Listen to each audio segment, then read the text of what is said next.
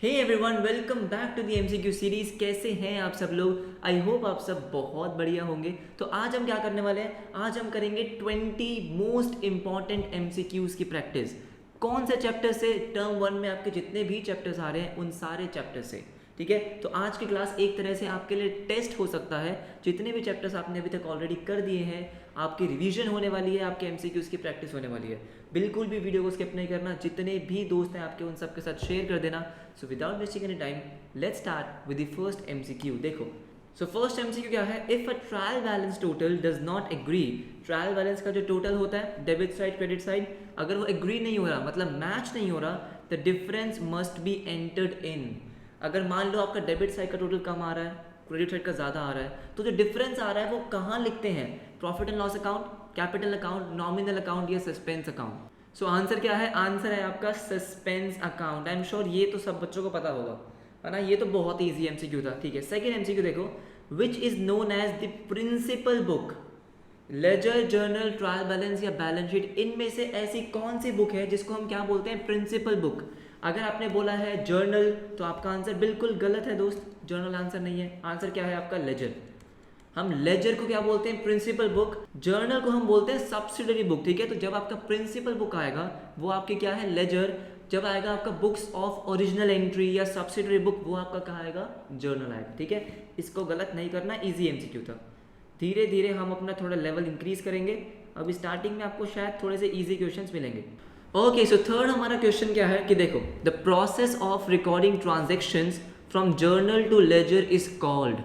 ठीक है, जो आप जर्नल से लेजर में ट्रांजेक्शन्स को रिकॉर्ड करते हो, ट्रांसफर करते हो, उस प्रोसेस को हम क्या कहते हैं? क्या उसको बैलेंसिंग कहते हैं, पोस्टिंग कहते हैं, कास्टिंग कहते हैं या फिर एंट्री कहते हैं? जर्नल से जब लेजर में हम ट्रांजेक्शन्स को रिकॉर्ड करते हैं तो उसको क्या बोलते हैं? पोस्टिंग, है ना? जर्नल में जो हम करते हैं वो होता है रिकॉर्डिंग। जर्नल में हम ट्रांजेक्शन्स को रिकॉर्ड करते हैं। जब मैं जर्नल से लेजर में ट्रांजेक्शन को ट्रांसफर करता हूँ, उसको मैं क्या बोलता हूँ? कि मैं ट्रांजेक्शन को पोस्ट कर रहा हूँ, अपनी जर्नल एंट्री को लेजर में पोस्ट कर रहा हूँ, इसलिए उसका नाम क्या है? पोस्टिंग। समझ में आ गया?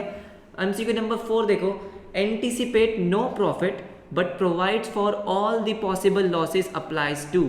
आपसे पूछा गया है कि ऐसा कौन सा कॉन्सेप्ट है, अकाउंटिंग प्रिंसिपल्स चैप्टर हमने किया है, ऐसा कौन सा अकाउंटिंग कॉन्सेप्ट है जो ये बात कहता है कि एंटीसिपेट नो प्रॉफिट, कोई भी प्रॉफिट को एंटीसिपेट मत करो, पर जो भी हमारे पॉसिबल लॉसेस होते हैं उन सब को रिकॉर्ड करो। कौन सा है? One and only prudence concept. Prudence concept या इसका दूसरा नाम क्या है? Conservatism concept. ठीक है, ये आपको आना चाहिए, इंपॉर्टेंट था। नेक्स्ट है आपका एमसीक्यू नंबर 5। अगेन ये मुझे पता है बहुत सारे बच्चे गलत करेंगे। What is the total number of subsidiary books which are available to record financial transactions? Total subsidiary books कितनी है? हमने एक सब्सिडरी बुक का चैप्टर पढ़ा, ठीक है। आपसे पूछा गया कि टोटल सब्सिडरी बुक्स कितनी हैं? आपके सिलेबस में तो 6 ही हैं। कौन कौन सी? Cash book, book, purchase return, sales book, sales return और जर्नल प्रॉपर। लेकिन टोटल कितनी होती है? टोटल होती है 8।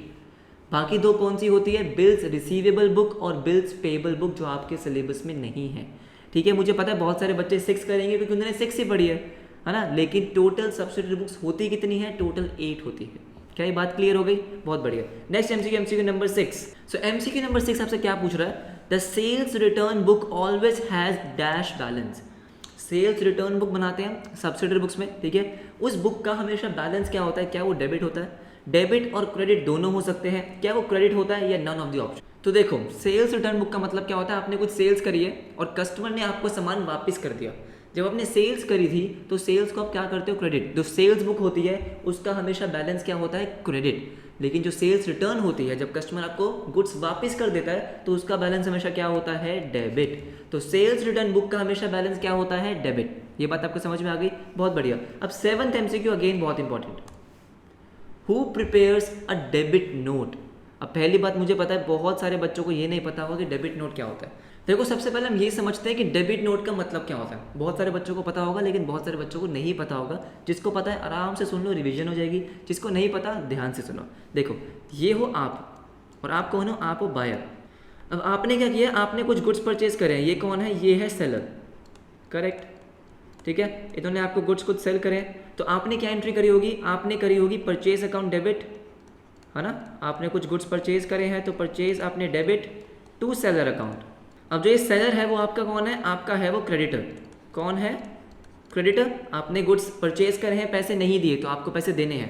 अब सोचो हुआ क्या है कि आपने कुछ गुड्स रिटर्न कर दिए। क्या कर दिए, रिटर्न कर दिए। आपको पसंद नहीं आए, गुड्स बेकार थे, एक्सेस आ गए, कुछ भी था, आपने क्या कर दिए, गुड्स रिटर्न कर दिए।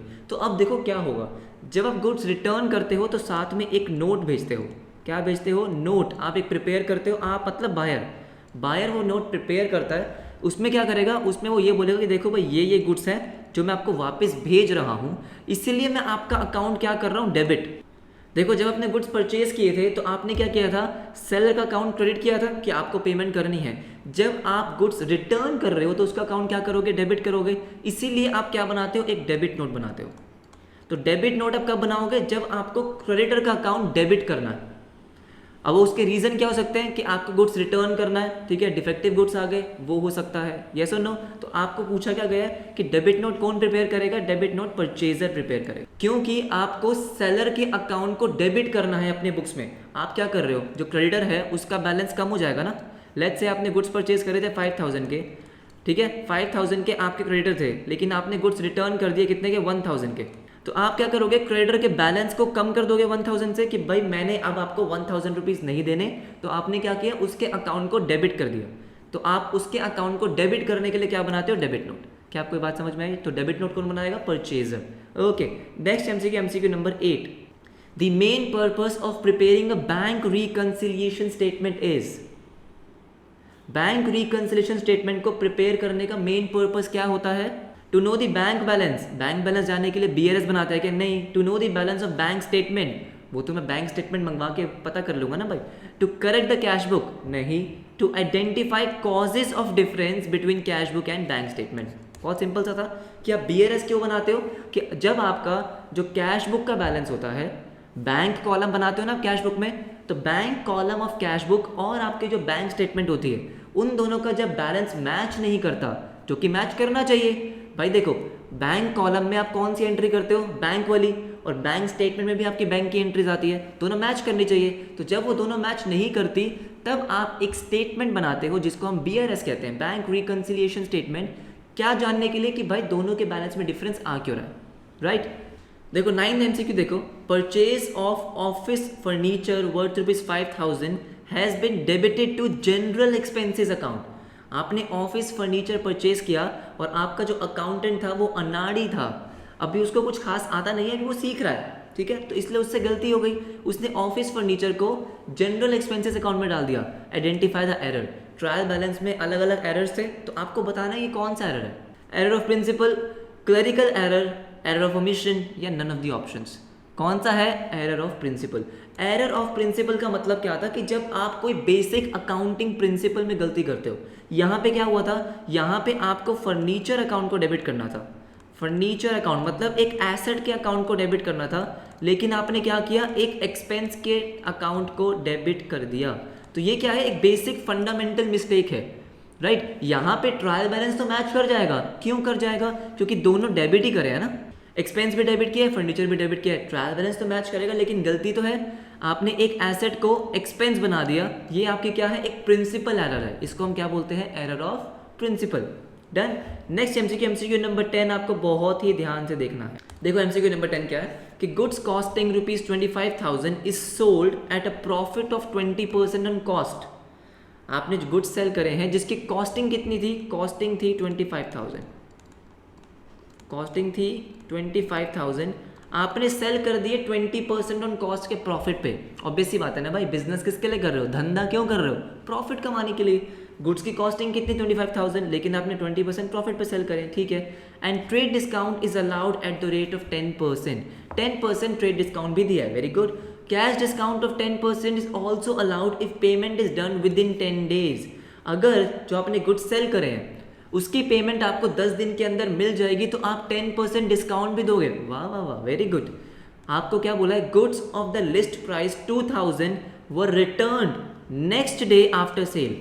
जब आपने वो गुड्स सेल करे उसके अगले ही दिन 2000 लिस्ट प्राइस के गुड्स उन्होंने आपको वापस कर दिए कि हमें पसंद नहीं आ रहा है, ये अपने पास रखो। Okay. 60% payment is received on the 9th day. What is the amount of cash received on the 9th day? बहुत इंटरेस्टिंग एमसीक्यू है, आपको किसी बुक में नहीं मिलेगा। क्यों? क्योंकि मैंने खुद ने बनाया है, ठीक है। आपके इसमें बहुत सारे कॉन्सेप्ट क्लियर हो जाएंगे, ध्यान से देखो। अब ₹25,000 की कॉस्टिंग थी, बिल्कुल। इसमें आपने 20% प्रॉफिट ऐड किया, 20% प्रॉफिट। 25,000 का 20% प्रॉफिट कितना होता है? 5,000, बिल्कुल। तो 30,000 आ गया। ये आपका क्या आया? ये आपका क्या आया है? कुछ नहीं आया, लिस्ट प्राइस आया। 30,000 का आपका लिस्ट प्राइस है। आपने सोचा कि 30,000 का सेल करूंगा, लेकिन कंपटीशन को देख के आपने 10% का ट्रेड डिस्काउंट भी दिया। लिखा हुआ ना ट्रेड डिस्काउंट 10%, बिल्कुल लिखा हुआ है। 3,000 का आपने ट्रेड डिस्काउंट दिया, तो फाइनली आपने 27,000 की सेल करी है। आपकी सेल्स कितने की हुई? 27,000 की। और आपने अपने बायर को ऑप्शन भी दिया है कि अगर आप 10 दिन के अंदर पेमेंट करोगे, मैं आपको 10% कैश डिस्काउंट भी दूंगा। ये बात मैं आपको पहले भी रिपीट काफ़ी बार कर चुका हूँ कि कैश डिस्काउंट का आपके सेल्स या आपके परचेजेस पे कोई इफेक्ट नहीं आता, वो हमेशा 27,000 ही रहेगी। जो आपने 27,000 की सेल करी है वो वही रहने वाली है। अब कैश रिसीव कितना होगा वो अलग बात है, ठीक है। 27,000 की आपने सेल कर दी। अब देखो क्या हुआ, आपको 2,000 लिस्ट प्राइस के गुड्स वापस आ गए। अब बच्चे यहाँ पे क्या करेंगे? 2,000 रुपीज़ 27,000 में से लेस कर देंगे। 27,000 में से 2,000 लेस कर देंगे, ये गलत है। क्यों गलत है? सुनो मेरी बात। लिस्ट प्राइस 2,000 था, जो आपको गुड्स रिटर्न हुए हैं उसका लिस्ट प्राइस 2,000 था। मुझे एक बात बताओ, क्या आपने वो गुड्स 2,000 के बेचे होंगे? नहीं ना। जब मैंने, फॉर एग्जांपल मेरा बिजनेस है, मैंने आपको गुड्स कितने के बेचे हैं? उसका लिस्ट प्राइस 2,000 था, लेकिन मैंने आपको 10% डिस्काउंट दिया है। अगर मैं देखूं 2,000 उसका लिस्ट प्राइस था, 10% डिस्काउंट मतलब 200, तो मैंने आपको दिए कितने के हैं? 1,800 के ना। तो जब आप मुझे वो गुड्स वापस करोगे तो भाई उसकी वैल्यू मैं भी तो 1,800 ही मानूंगा। ये तो नहीं होगा ना कि मैंने आपको 1,800 के दिए हैं, आप मुझे वापस करोगे तो मैं आपको 2,000 दूंगा। अरे वाह, ये कौन सा धंधा है भाई, राइट। तो क्या होगा, जो आपको सेल्स रिटर्न माइनस करनी है वो हमेशा ट्रेड डिस्काउंट के बाद करनी है। ये गलती कभी मत करना। तो 1,800 क्या किया आपने? लेस किया। 27,000 माइनस 1,800, ये आपका आ गया 25,200। तो फाइनली आपको 25,200 अपने डेटर से लेने थी, ठीक है। अब क्या हुआ है, आपको 60% पेमेंट तो उसने दे दी कब? 9th डे पे। कब दे दी है? 9th डे पे। आपने उसको क्या कहा था कि 10 दिन के अंदर पेमेंट दे देगा तो मैं आपको डिस्काउंट दे दूंगा। तो उसने 9th डे पे दे दी तो उसको डिस्काउंट मिलेगा, बिल्कुल। क्वेश्चन आपसे पूछ क्या रहा है कि आपको कितना कैश रिसीव हुआ। सबसे पहले क्या करोगे? 25,200 का 60% निकालोगे, 15,120। 15,120। क्या वो आपको 15,120 देगा? क्या आपको 15,120 मिलेंगे? नहीं मिलेंगे। क्यों? क्योंकि उसको आपको 10% डिस्काउंट भी देना पड़ेगा, 10% कैश डिस्काउंट। यस और नो? तो 15,120 का 10% कितना हो गया? 1512। 1512 का आपको डिस्काउंट देना होगा और आपको फाइनली रिसीव कितने होंगे? आपको फाइनली रिसीव होंगे 13,608।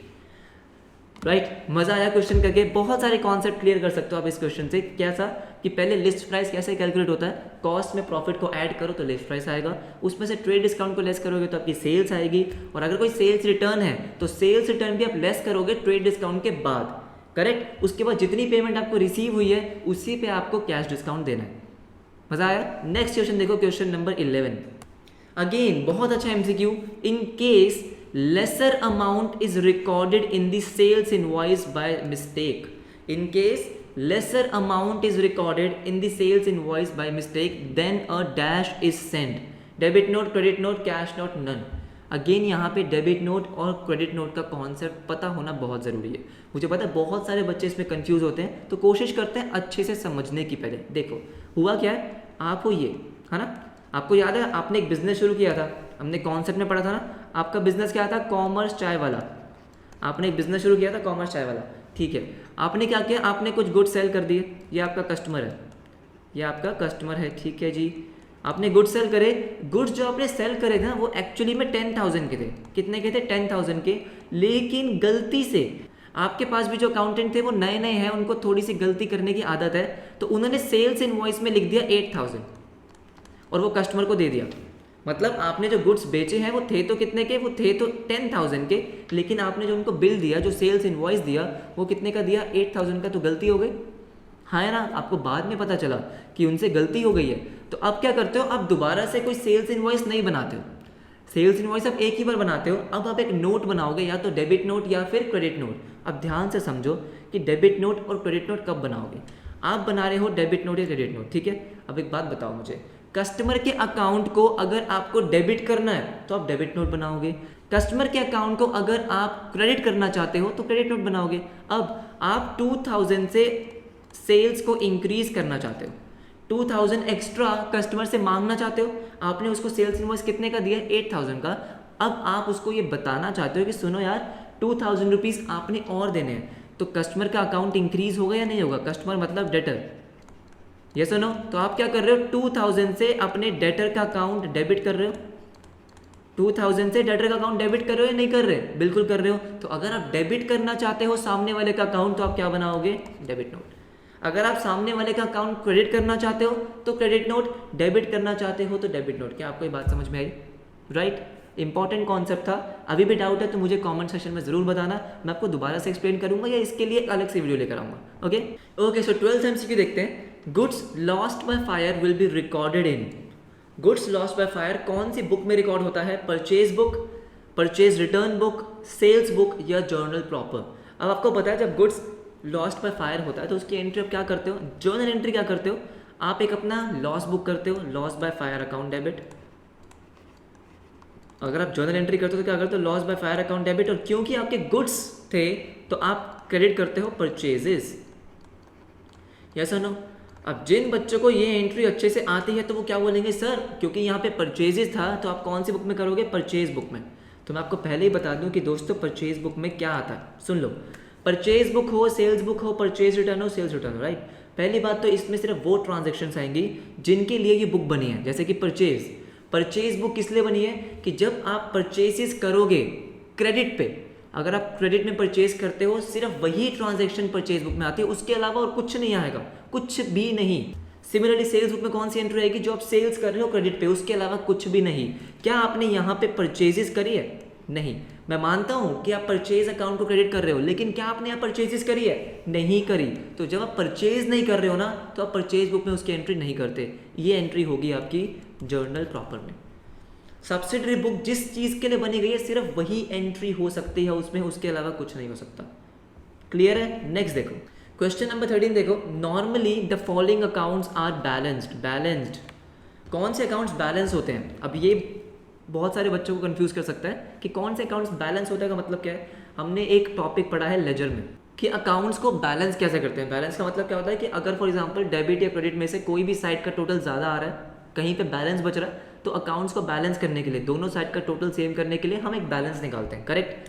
अब आपसे पूछा गया कौन से अकाउंट्स बैलेंस होते हैं, तो आप बोलोगे सर सारे अकाउंट्स बैलेंस होते हैं। अब ध्यान से सुनो, ठीक है। जो भी आपके एक्सपेंसेस होते हैं या जो भी आपकी रेवेन्यू होती है, इनकम होती है, गेन होते हैं, इनके जो अकाउंट्स होते हैं आप इनके अकाउंट्स प्रिपेयर करते हो, जैसे कि sales account, purchase account, salary account, rent account, ये सारे आपके क्या एक्सपेंसेस रेवेन्यू है। इनके जब आप अकाउंट्स बैलेंस करते हो तो कभी भी क्लोजिंग बैलेंस हम नहीं लिखते। क्लोजिंग बैलेंस का मतलब कि आप इसको बैलेंस शीट में दिखाओगे। एक्सपेंसेस और रेवेन्यू एक पर्टिकुलर साल के लिए होते हैं, है ना, कि इसी साल में वो एक्सपेंस हुआ और इसी साल में उसका बेनिफिट मिल गया, खत्म। क्या वो अगले साल में जाएगा, नहीं। अगले साल में जो कैरी फॉरवर्ड होता है वो सिर्फ और सिर्फ एसेट्स, लायबिलिटी और कैपिटल होता है। आपके जो एक्सपेंसेस और रेवेन्यू होते हैं वो सिर्फ उसी पर्टिकुलर ईयर के होते हैं और उसी ईयर में आप उनको रिकॉर्ड करके खत्म करते हो, उनके बैलेंसेस आप नहीं निकालते। आप क्या करते हो, जो भी उनके बैलेंस आते हैं वो आप ट्रांसफर करते हो कहाँ पे, प्रॉफिट एंड लॉस अकाउंट में। कहाँ ट्रांसफर करते हो, प्रॉफिट एंड लॉस अकाउंट में। ये हम पढ़ेंगे आपके टर्म 2 में, जब हम एक सोल प्रोप्राइटरशिप की फाइनेंशियल स्टेटमेंट्स पढ़ेंगे, वहाँ पढ़ेंगे। Profit and loss account prepare होता है तो जितने भी आपके खर्चे होते हैं, रेवेन्यू होता है, इनकम होता है, वो सारे के सारे हम प्रॉफिट एंड लॉस अकाउंट में रिकॉर्ड करके खत्म कर देते हैं। उनको हम बैलेंस शीट में शो कभी भी नहीं करते। इसलिए आपको पता होगा कि जैसे अपने अकाउंटिंग इक्वेशन की है, बैलेंस शीट में हम सिर्फ क्या शो करते हैं, एसेट्स, लायबिलिटी और कैपिटल, राइट। तो अभी आपको क्या दिया, पर्सनल, रियल, नॉमिनल के फॉर्म में, राइट। अब एक बात बताओ मुझे, जो आपके एक्सपेंसेस, रेवेन्यू, इनकम, गेन होते हैं, ये कौन से अकाउंट होते हैं, आपके नॉमिनल अकाउंट। कौन से अकाउंट होते हैं, नॉमिनल अकाउंट। तो सिर्फ एक नॉमिनल अकाउंट है जिसका हम बैलेंस नहीं निकालते, जो हम बैलेंस शीट में कैरी फॉरवर्ड नहीं करते। बाकी जो रियल, जैसे एसेट्स अकाउंट होते हैं, पर्सनल जो लायबिलिटीज वगैरह होती है, रियल, पर्सनल, ये सारे के सारे आपके बैलेंस होते हैं। तो इसका आंसर क्या है, कौन से अकाउंट बैलेंस होते हैं, रियल एंड पर्सनल। कहाँ पे है, ये रहा, personal account and real account. Clear हो गया। नेक्स्ट देखो MCQ number 14। Credit balance of personal account is, अगर कोई पर्सनल अकाउंट है तो उसका क्रेडिट बैलेंस क्या होता है?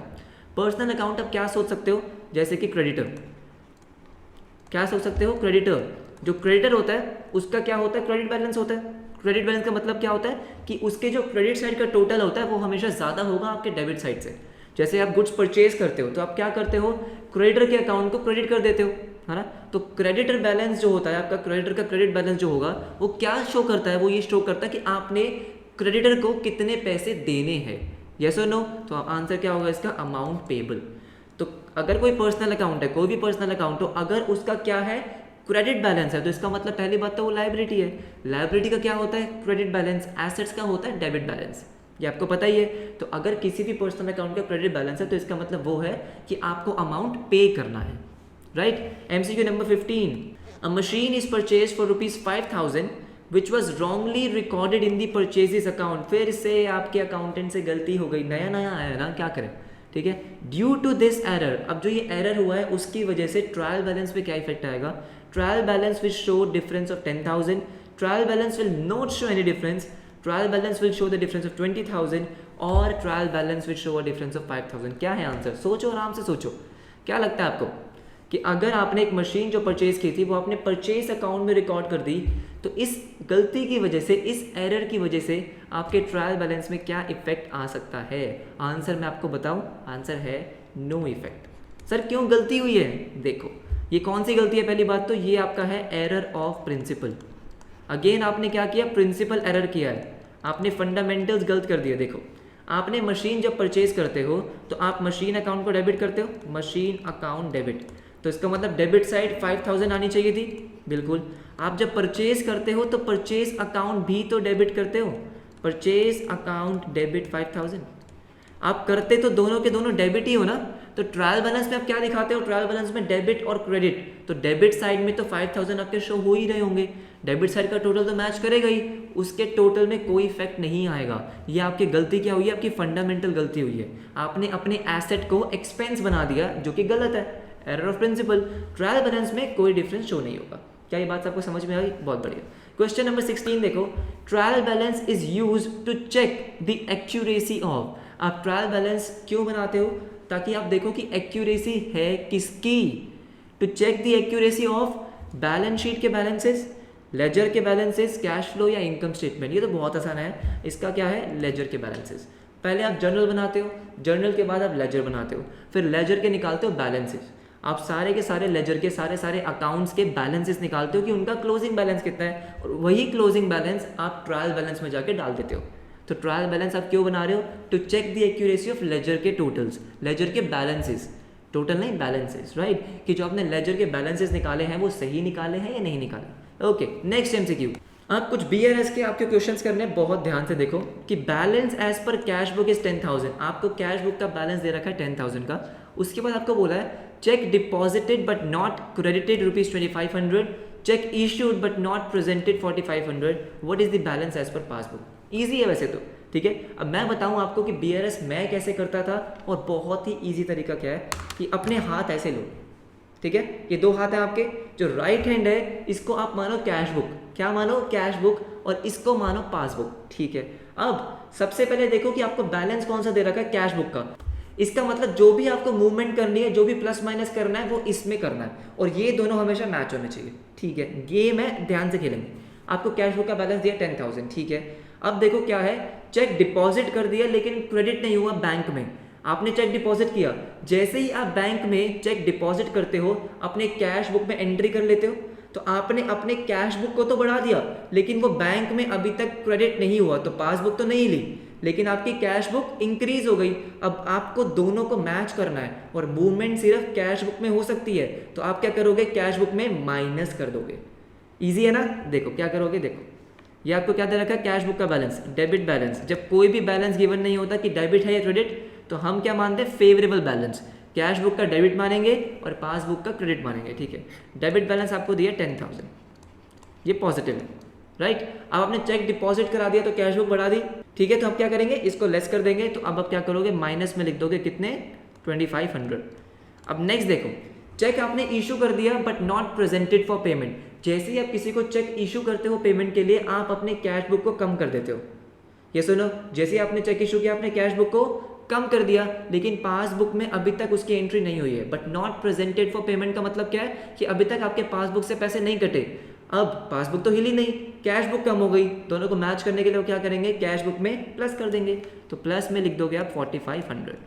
बस अब क्या करेंगे, बैलेंस निकालेंगे। ये आपका कितना आया 14500 और 2500। तो आपका बैलेंस कितना आ रहा है 14500 माइनस 2500, 12000 फेवरेबल बैलेंस। अब पासबुक का फेवरेबल बैलेंस मतलब पॉजिटिव बैलेंस क्या होता है, क्रेडिट। कैश बुक का डेबिट, पासबुक का क्रेडिट। तो आंसर क्या हो गया, credit balance 10000। Okay, so by mistake एक ऑप्शन मैंने गलती से मिस टाइप कर दिया था, ठीक है। तो जो डी ऑप्शन है वो क्या था, क्रेडिट बैलेंस 12000। तो आपका आंसर क्या है, क्रेडिट बैलेंस 12000, ठीक है। ऑप्शन मैंने गलती से टाइप कर दिया, माफ करना दोस्तों, ठीक है। ओके, तो क्रेडिट बैलेंस 12000 समझ में आ गया, ठीक है। नेक्स्ट देखो एमसीक्यू नंबर 18। अब 18 एमसीक्यू क्या है, debit balance as per passbook. अब आपको पासबुक का डेबिट बैलेंस दे रखा है, इसका मतलब वो अनफेवरेबल बैलेंस है। पासबुक का डेबिट बैलेंस क्या होता है, अनफेवरेबल। आपको दिया 2500, आपका लेफ्ट हैंड था पासबुक, राइट हैंड था कैश बुक। अब आपको पासबुक का बैलेंस दिया है, तो जो भी आपको प्लस माइनस करना है वो पासबुक में करना है, ठीक है। अब चेक ऑफ 2000 वो डिपॉजिटेड बट नॉट कलेक्टेड। पहले मैं लिख लेता हूँ कि बैलेंस एज पर पासबुक। आपको पासबुक का बैलेंस दिया है वो भी नेगेटिव, ये प्लस हो गया, ये माइनस, हम माइनस में लिखेंगे 2500 क्योंकि आपको नेगेटिव बैलेंस दिया है। अब आपको बोला है चेक ऑफ 2000 वो डिपॉजिटेड बट नॉट कलेक्टेड। इसका मतलब क्या है, देखो कि आपके पास कुछ चेक्स थे, कस्टमर से चेक मिले होंगे, आपने बैंक में डिपॉजिट कर दिए। जैसे ही आपने बैंक में डिपॉजिट करे होंगे तो आपने अपनी कैश बुक को इंक्रीज करा होगा, येस और नो। लेकिन बट नॉट कलेक्टेड मतलब आपके बैंक अकाउंट में वो पैसे अभी तक नहीं आए, तो पासबुक तो अभी तक कुछ नहीं हुआ।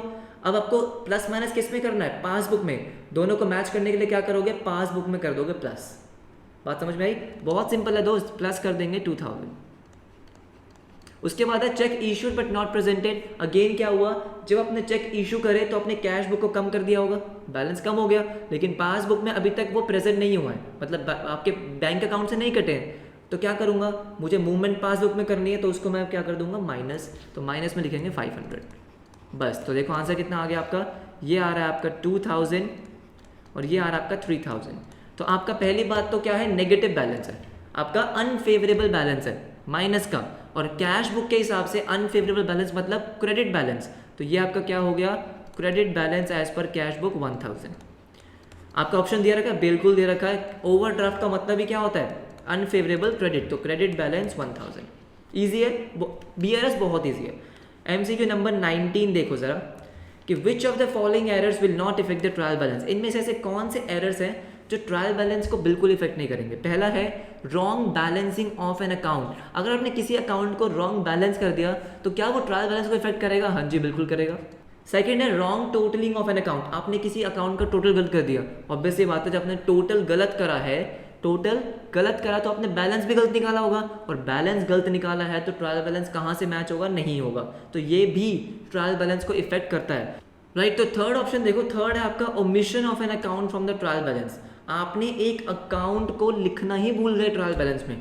अब जब ट्रायल बैलेंस में एक ही अकाउंट को लिखना भूल गए तो ऑब्वियस सी बात है ना कि दोनों साइड तो मैच करेगी नहीं। अगर आप एक अकाउंट किसी भी साइड में लिखना भूल जाओगे तो क्या मैच करेगी, नहीं करेगी, तो ट्रायल बैलेंस को तो इफेक्ट होगा। फोर्थ है writing an amount in the wrong account but on the correct side. But on the correct side इसका मतलब क्या है, देखो मान लो कि आपको सोहन के अकाउंट में डेबिट करने थे 1000, लेकिन आपने मोहन के अकाउंट में डेबिट कर दिए, मोहन के अकाउंट में डेबिट कर दिए 1000। अब एक बात बताओ, इससे आपका ट्रायल बैलेंस मैच हो जाएगा या नहीं हो जाएगा, हो जाएगा। क्यों, क्योंकि डेबिट साइड पे तो 1000 आ गया ना भाई, लेकिन गलती तो हुई है, यस और नो। तो ये एक ऐसा एरर है जो आपके ट्रायल बैलेंस को इफेक्ट नहीं करेगा। क्लियर। आज का लास्ट एमसीक्यू देखो, while posting in personal account from the sales book, while posting in personal account from the sales book, posting is done on the debit side, credit side, on debit or credit or none। तो ये क्या कह रहा है कि देखो जब sales book बनाते हो, ठीक है, अब सेल्स बुक में आपके होंगे डेटर के बैलेंसेस, यस और नो। सेल्स बुक में जो पर्सनल अकाउंट होगा वो किसका होगा, ऑब्वियसली बात है डेटर का होगा। सेल्स बुक मतलब आपने किसी को सेल करी है तो आप एंट्री क्या करते हो, डेटर टू सेल्स। तो सेल्स बुक में आपने डेटर का अकाउंट लिखा होगा, बिल्कुल लिखा होगा।